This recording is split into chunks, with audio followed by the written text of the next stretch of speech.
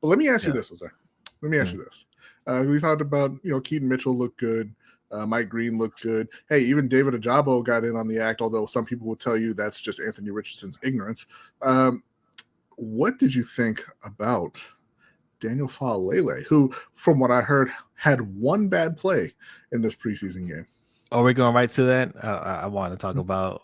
Well, I mean, we're still talking about it. We can get it all in there, but I'm asking you about Daniel right now. Yeah, no. Listen, I was going to bring that up. Look, Todd Monken, this is a quote from Todd Monken. It was one play. It was one example. He's a tremendous football player, and I love where he's come from. I hate those type of quotes. I absolutely hate that. Listen, man, I don't care where you came from. What are you doing out there? You know what I'm saying? Like, let me ask y'all this. You guys ever go to a Ravens game without your ticket and say, listen, man, I don't have the ticket per se, but man, let me tell you the story about where I came from. I came a long way. Okay. I came a long way to this game, and they tell you the journey to get here. So how about you just let me in? You think you're getting in? No, because you need the ticket.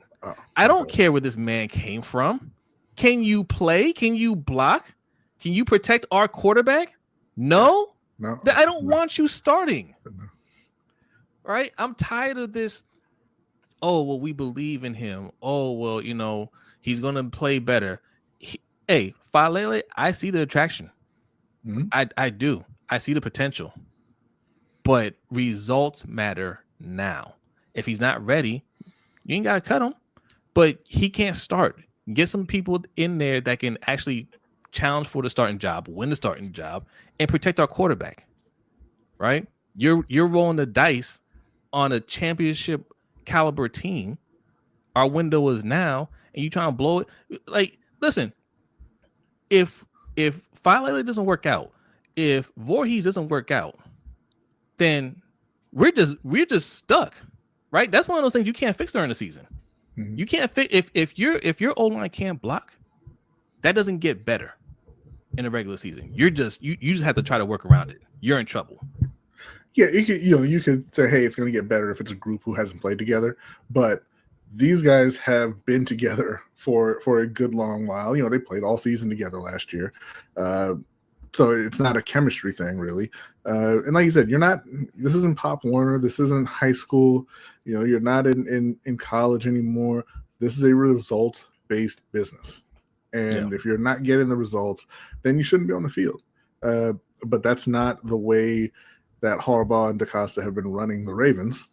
They have their guys, and they're going to stick to them. That's why we have to sit and wonder how much Keaton Mitchell is actually going to get to play, right? Yeah, because he's not their guy, right? Not necessarily. Or I don't not that they have a problem with him, but they've got Derek, they've got Justice, and we're good, right?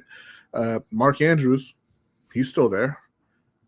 That's because he's their guy. It's not because he's better than Isaiah Likely, right? Jay got jokes. Says Jose's camera playing like Faalele. That's exactly why I turned it off. You're right. You're right. That's all right.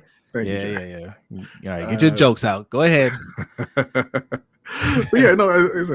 Isaiah Likely is, at least in the playoffs and in recent history, been a better tight end than Mark Andrews. So why is Mark Andrews here, right? Because they know him, they like him, they trust him. But that's exactly what kind of holds you back from taking that next step to being a Super Bowl team. This is a team that should have been playing for Super Bowls for several years now and has not been able to get over that hump at all.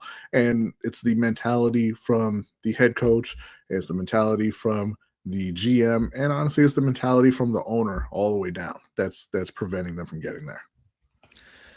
Yeah. So, I mean, like I said, I'm hoping for the best this season. This is our window. But if it doesn't happen, it's truly time to clean house. And they had nobody to blame but themselves. And it's moves like this are what can keep you from winning a championship. This is just like you plan for this, right? It's not like, hey, we tried a bunch of things didn't work out, people got hurt, and then this is where we're at with it. Like, this is your plan. This is your plan A. playing A and B. Right. Game Too Easy says, so did y'all see the article about Faalele in 2016? Yeah.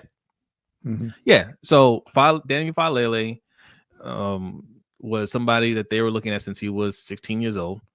And he went to Jim Harbaugh's camp along with some other linemen. What was it, in Australia or whatever? Yeah. And that's somebody that that the Harbaughs had their eye on. And I don't have a problem with that. People kind of, I don't have a problem with that within itself, because I think Coach could attest to this. Coaches, they scout players young, Mm-hmm. right? You see guys that you could try to develop. You have your eye on somebody, and somebody that shows a lot of potential.